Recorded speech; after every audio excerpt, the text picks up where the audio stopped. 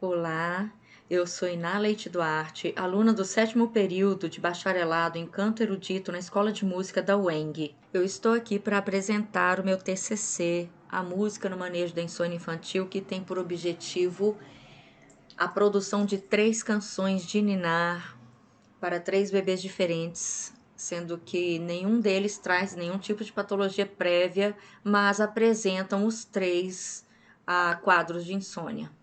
Eu estou sob orientação do professor doutor Marcelo de Magalhães Cunha, da Escola de Música da UENG, e também sob co-orientação da professora doutora Daniele Machado Bezerra, da Universidade Federal Fluminense.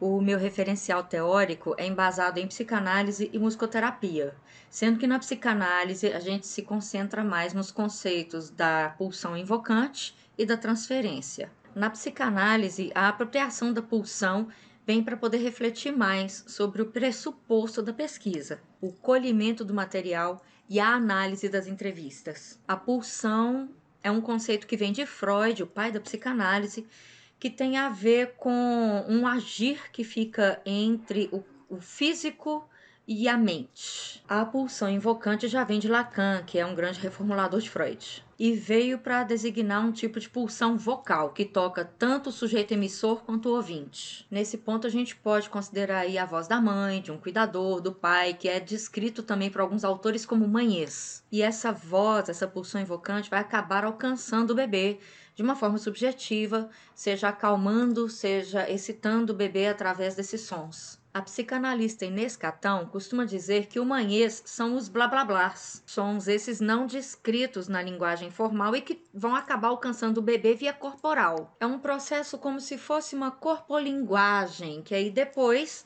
vai deixar a marca fundante. O ato de endereçamento do outro materno inscreve no corpo do infans, sob a forma de letra, o que a voz porta de enigmático do desejo do outro, sendo que, nesse caso, o outro é escrito com O maiúsculo. Por quê? Porque, de acordo com Lacan, né, seria um sujeito portador de um suposto saber. Quanto à musicoterapia, foram utilizados estudos feitos por Beatriz Senoy, por Richard Miller, relativos a como que o bebê recebe os sons desde a época da gravidez até perto dos 2 anos de idade, sobre como os sons vocais são produzidos e como que esses sons são recebidos pelas outras pessoas, dentre vários outros autores pesquisadores também.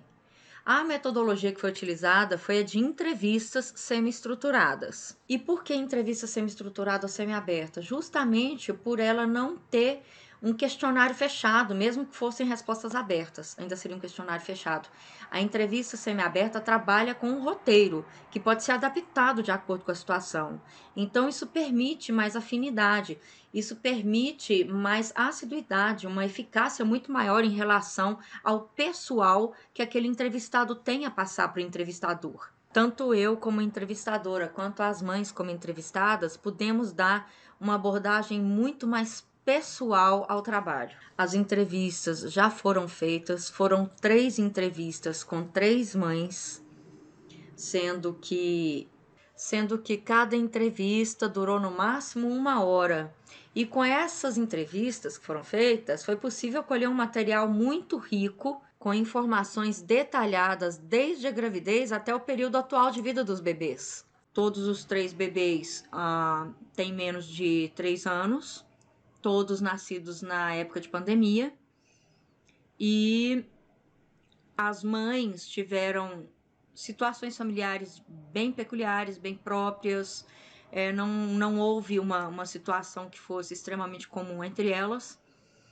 Então, as canções estão sendo feitas baseadas exclusivamente naquela informação daquela mãe para aquele bebê, com todos os detalhes embasados no que a gente colheu desses materiais, dessas entrevistas, e também no que a gente colheu da bibliografia do material que a gente estudou em relação à musicoterapia.